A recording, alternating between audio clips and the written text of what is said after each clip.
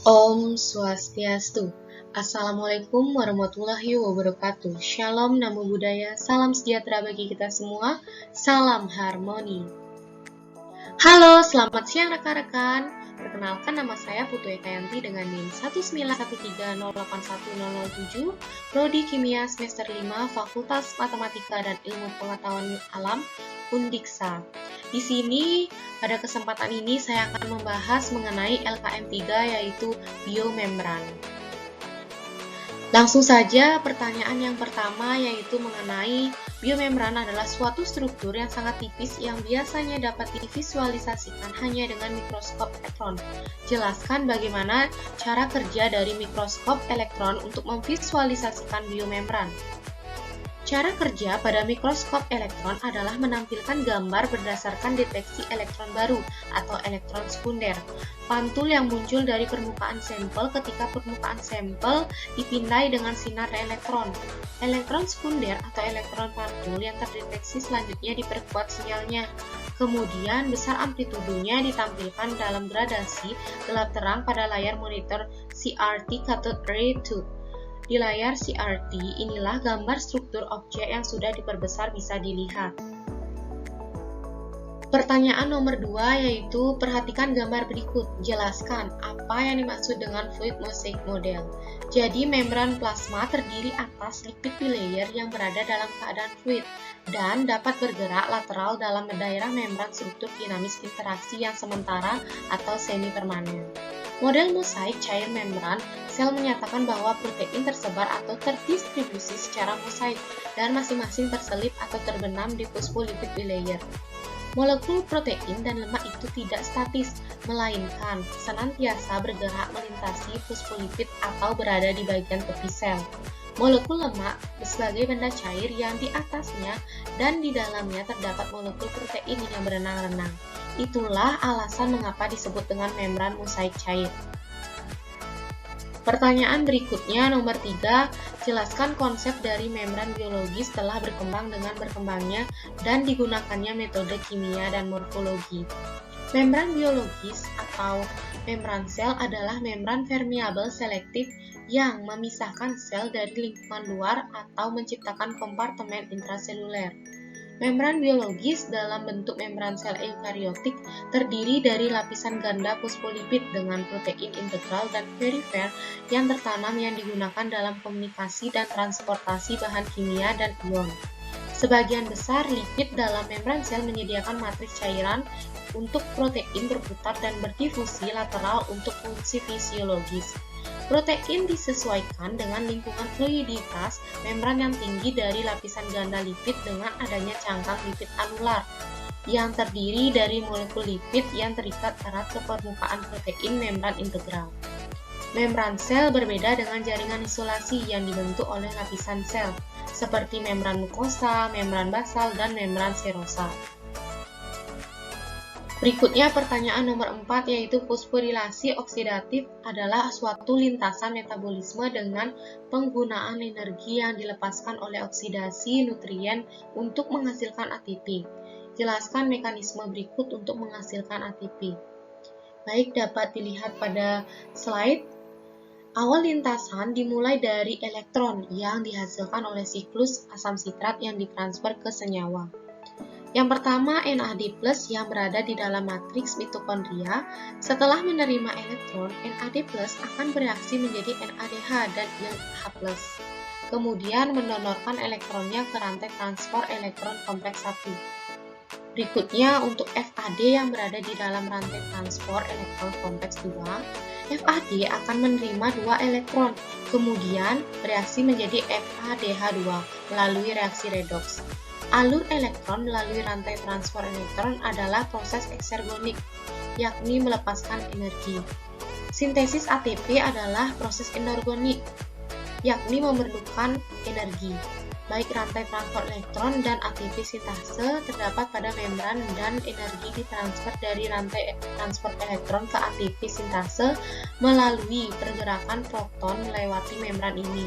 Proses ini disebut sebagai kemiosmosis.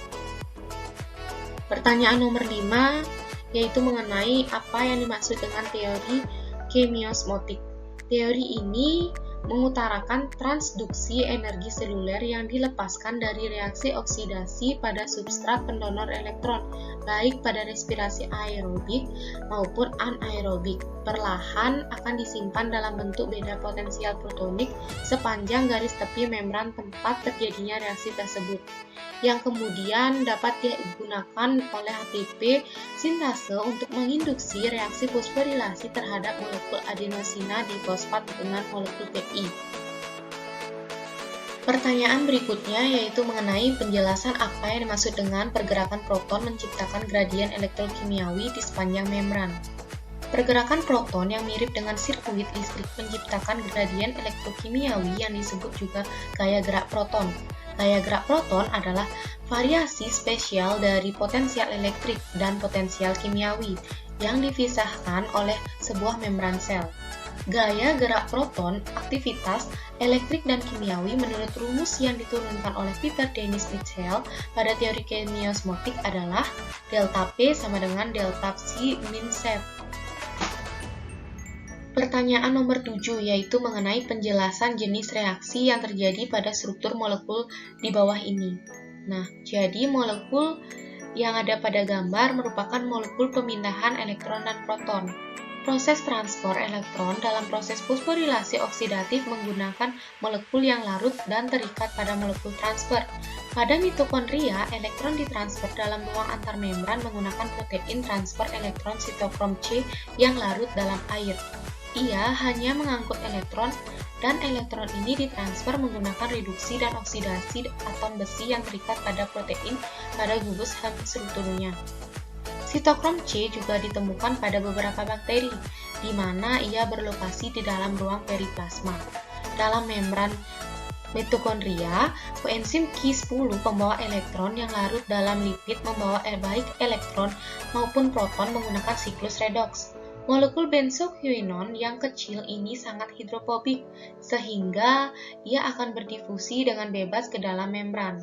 Ketika Ki menerima 2 elektron dan 2 proton, ia menjadi bentuk tereduksi ubiquinol, KiH2. Ketika KiH2 melepaskan 2 elektron dan 2 proton, ia teroksidasi kembali menjadi bentuk ubiquinol, Ki. Akibatnya, jika 2 enzim disusun sedemikiannya, Ki direduksi pada satu sisi membran dan KiH2 dioksidasi pada sisi lainnya. Ubiquinone akan menggandengkan reaksi ini dan mengulang alik proton melewati membran. Beberapa rantai transport elektron bakteri menggunakan quinon yang berbeda, seperti menaquinone selain ubiquinone. Dalam protein, elektron ditransfer antar kofaktor platin, gugus besi sulfur, dan sitokrom. Terdapat beberapa jenis gugus besi sulfur. Jenis paling sederhana yang ditemukan pada rantai transfer elektron terdiri dari 2 atom besi yang dihubungkan oleh 2 atom sulfur yang disebut sebagai gugus 2Fe2s. Jenis kedua disebut dengan 4Fe4s, mengandung sebuah gugus 4 atom besi dan 4 atom sulfur. Tiap-tiap atom pada gugus ini berkoordinasi dengan asam amino, biasanya koordinasi antar atom sulfur dengan seistena. Kofaktor ion logam menjalani reaksi redoks tanpa mengikat ataupun melepaskan elektron, sehingga pada rantai transfer elektron ia hanya berfungsi sebagai pengangkut elektron. Elektron bergerak cukup jauh melalui protein-protein ini dengan cara meloncat di sekitar rantai kofaktor ini.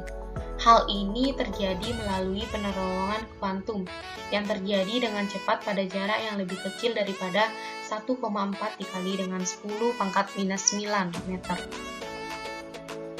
Selanjutnya, pertanyaan nomor 8, yaitu mengenai penjelasan kompleks-kompleks yang terjadi dalam proses fosforilasi oksidatif. Kompleks yang pertama merupakan protein pertama pada rantai transport elektron, berupa kompleks enzim yang disebut NADH koenzim Ki, oksidoderutase, gus proteksi yang melekat pada kompleks. Tambahan elektron ke FMN, berubahnya menjadi bentuk tereduksi, FMNNH2. Elektron kemudian ditransfer melalui rangkaian gugus besi sulfur. Kemudian elektron ditransfer ke Ki, mengubahnya menjadi KiH2, dan menyebabkan 4 ion H+ terpompa keluar, menuju ke dalam sitoplasma, bukan ke dalam ruang antarmembran.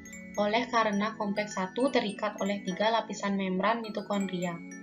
Pada sel prokariota, Escherichia coli dan Klebsiella pneumoniae, kompleks 1 tidak meletupkan ion H+, melainkan ion Na+.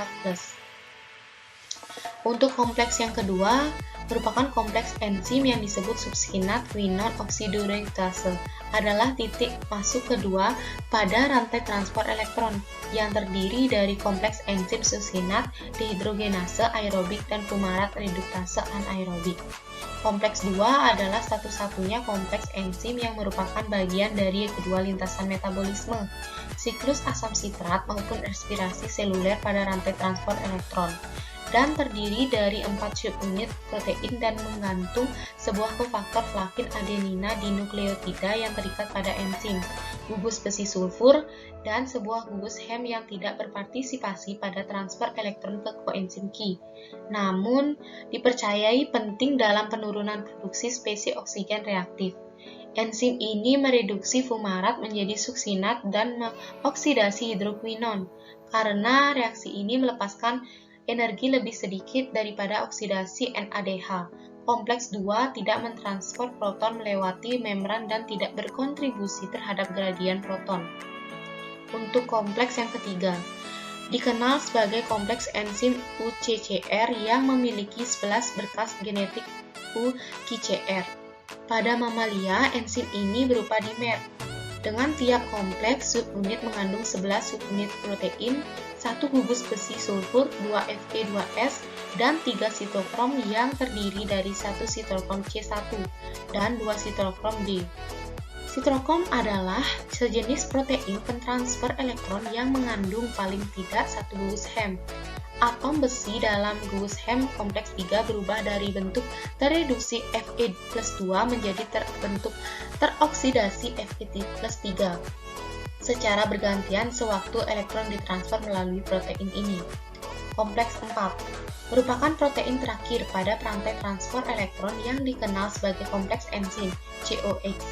Enzim ini memiliki struktur kompleks yang mengandung 13 subunit, antara lain 5-fosfatidil etanolamina, 3-fosfatidil gliserol, 2 asam folat, 2 gugus hem A, dan beberapa kofaktor ion logam, meliputi 3 atom tembaga, 1 atom magnesium, dan 1 atom seng. 2 lintasan peletup ion H+ ditemukan membentang dari matriks hingga sitoplasma. Pada model hepatosit hewan sapi, ion H+ dengan energi potensial elektronik berkisar antara 635 MeV tampak dilepaskan dari sitokrom C oksidase fosfolipid vesikol atau COV pada kedua fase oksidatif dan reduktif setelah dikirimkan dari proton loading site yang disebut dengan PLS. Pada saat ion H+ berikutnya tiba di PLS, mekanisme yang ditunjukkan oleh peletupan ion H+ pada kompleks 4 ini disebut efek redox. Peletupan ion H+ terjadi bersamaan dengan perubahan gugus karboksil asam aspartat yang berada pada permukaan intermembran terjadi aspargina. Enzim ini memediasi reaksi terakhir pada rantai transfer elektron dan mentransfer elektron ke oksigen, manakala memompa proton melewati membran. Yang terakhir, kompleks 5 atau ATP sintase adalah enzim terakhir dalam lintasan fosforilasi oksidatif. Enzim ini ditemukan di seluruh organisme hidup dan berfungsi sebagai sama pada prokariota maupun eukariota. Enzim ini menggunakan energi yang tersimpan pada gradien proton di sepanjang membran untuk mendorong sintesis ATP dari ADP dan fosfat atau PI. Perkiraan jumlah proton yang diperlukan untuk mensintesis satu ATP berkisar antara 3 sampai dengan 4, dengan beberapa peneliti yang mensuggestikan bahwa sel dapat memvariasikan rasio ini sesuai dengan kondisi. Selanjutnya, pertanyaan nomor 9, yaitu mengenai penjelasan jumlah energi yang dihasilkan dalam siklus asam sitrat. Pada setiap putaran, siklus asam sitrat dihasilkan 3 molekul NADH, 1 molekul FADH2, dan 1 molekul GTP atau ATP. Setiap molekul NADH dan FADH2 yang dibentuk pada siklus asam sitrat akan menghasilkan masing-masing 3 molekul ATP dan 2 molekul ATP melalui fosforilasi oksidatif. Oksidasi satu molekul asetil koenzim A melalui siklus asam sitrat akan menghasilkan 12 molekul ATP. Pertanyaan nomor 10 mengenai tuliskan pada tahap mana yang menghasilkan energi. Untuk NADH dihasilkan pada tahap keempat, yaitu dari proses isositrat dioksidasi menjadi A-ketoglutarat atau 5C dan karbon dioksida oleh isositrat dehidrogenase. Enzim mitokondria ini memerlukan NAD+ yang direduksi akan menjadi NADH. Untuk FADH2 dihasilkan pada tahap ke-6 dari proses suksinat 4C dioksidasi menjadi fumarat 4C oleh dehidrogenase. FAD terikat kuat pada enzim dan direduksi menjadi FADH2. Untuk GTP atau ATP ini dihasilkan pada tahap kelima, yaitu secara langsung selama pengubahan suksinil koenzim A menjadi suksinat. Pertanyaan nomor 11 yaitu mengenai tuliskan pengendalian pada siklus asam sitrat berikut. Siklus asam sitrat atau siklus Krebs adalah serangkaian reaksi kimia yang terjadi pada sel hidup untuk menghasilkan energi dari asetil koenzim A, yaitu perubahan dari asam piruvat asil glikolisis. Siklus ini dimulai dengan asetil koenzim A berikatan dengan oksaloasetat membentuk sitrat. Reaksi ini dikatalisis oleh enzim sitrat sintase, kemudian sitrat akan diubah menjadi isositrat oleh enzim akonitase. Isositrat tersebut diproses menjadi alfa-ketoglutarat oleh enzim isositrat dehidrogenase. Reaksi ini melepaskan karbon dioksida dan menghasilkan NADH. Selanjutnya, alfa-ketoglutarat atau A-ketoglutarat diubah menjadi suksinil koenzim A oleh enzim alfa-ketoglutarat dehidrogenase. Reaksi ini juga melepaskan karbon dioksida dan menghasilkan NADH. Suksinil koenzim A tersebut kemudian diproses menjadi suksinat oleh enzim suksinil koenzim A sintase. Proses ini menghasilkan GTP yang kemudian dapat diubah menjadi ATP. Setelah itu, suksinat dari proses sebelumnya diubah menjadi fumarat oleh enzim suksinat dehidrogenase dan menghasilkan FADH2. Fumarat tersebut akan diubah menjadi malat oleh enzim fumarase. Malat kemudian diproses menjadi oksaloasetat oleh enzim malat dehidrogenase. Pada proses ini menghasilkan NADH. Satu molekul asetil koenzim A yang diproses dalam siklus Krebs dapat menghasilkan 1 ATP, 3 NADH, 1 FADH2, dan 2 karbon dioksida. Karena satu molekul glukosa dapat dipecah menjadi 2 asetil koenzim A, maka satu molekul glukosa dapat menghasilkan 2 ATP, 6 NADH, 2 FADH2, dan 4 karbon dioksida lewat siklus Krebs. Molekul NADH dan FADH2 tersebut nantinya akan memasuki proses transfer elektron untuk menghasilkan ATP berikutnya. Pertanyaan nomor 12 yaitu mengenai penjelasan fungsi dan peranan siklus Krebs atau siklus asam sitrat bagi makhluk hidup. Fungsi siklus Krebs yang kompleks, siklus yang dikenal dengan siklus asam trikarboksilat atau siklus asam sitrat ini merupakan serangkaian reaksi di dalam mitokondria yang mengoksidasi gugus asetil pada asetil koenzim A. Kemudian mereduksi koenzim yang teroksidasi melalui rantai transport elektron yang berhubungan dengan pembentukan ATP. Fungsi siklus yang kompleks ini adalah sebagai lintasan akhir bersama untuk proses oksidasi karbohidrat, protein, dan juga lipid. Hal tersebut terjadi sebab glukosa, asam lemak, serta asam amino di dalam metabolisme menjadi asetil koenzim A, yang kemudian menjadi intermediat di dalam siklus tersebut. Siklus ini juga mempunyai peranan yang penting dalam proses transminasi, deaminasi, gluconeogenesis, serta lipogenesis. Terdapat beberapa fungsi utama siklus asam sitrat sebagai berikut, yaitu menghasilkan koenzim reduksi yang menggerakkan rantai pernapasan untuk produksi ATP, menghasilkan karbon dioksida yang paling banyak pada jaringan manusia, menyediakan sebagian bahan keperluan sintesis protein dan asam nukleat, mengkonversi sejumlah energi dan juga intermediate yang berlebih untuk kemudian digunakan pada sintesis asam lemak. Melakukan pengendalian langsung dan tidak langsung atau allosterik terhadap sistem enzim lain melalui komponen-komponen siklus. Pertanyaan yang terakhir, jelaskan tempat terjadinya siklus asam sitrat dalam sel mikroorganisme. Pada sel eukariota, siklus asam sitrat terjadi pada mitokondria, sedangkan siklus Krebs pada sel prokariotik terjadi di sitoplasma. Untuk organisme aerob, siklus ini merupakan bagian dari lintasan metabolisme yang berperan dalam konversi kimiawi terhadap karbohidrat, lemak, dan protein menjadi karbon dioksida, air dalam rangka menghasilkan suatu energi bentuk energi yang dapat digunakan. Reaksi ini pada lintasan metabolisme yang sama antara lain glikolisis, oksidasi asam piruvat, dan fosforilasi oksidatif.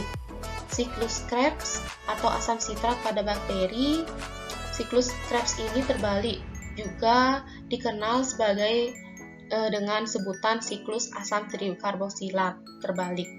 Siklus TCA terbalik atau siklus asam sitrat terbalik adalah urutan reaksi kimia yang digunakan oleh beberapa bakteri untuk menghasilkan senyawa karbon dari karbon dioksida dan air. Reaksi adalah siklus asam sitrat yang berjalan secara terbalik, di mana siklus Krebs mengambil molekul karbon kompleks dalam bentuk gula dan mengoksidasi mereka untuk karbon dioksida dan air. Siklus terbalik mengambil karbon dioksida dan air untuk membuat senyawa karbon. Proses ini digunakan oleh beberapa bakteri untuk mensintesis senyawa karbon, kadang-kadang menggunakan hidrogen, sulfida, atau tiosulfat sebagai donor elektron. Dalam proses ini dapat dilihat sebagai alternatif untuk fiksasi karbon anorganik di siklus pentosa fosfat reduktif yang terjadi di berbagai mikroorganisme yang lebih tinggi. Baik, sekian yang dapat saya sampaikan mengenai jawaban LKM 3 biomembran. Mohon maaf jika ada kesalahan maupun kekurangan dalam pemaparan jawaban yang saya sampaikan. Saya ucapkan terima kasih atas perhatiannya. Saya tutup dengan Parama Santi. Om Santi, Santi, Santi Om. Wassalamualaikum warahmatullahi wabarakatuh. Salam sejahtera bagi kita semua. Salam harmoni.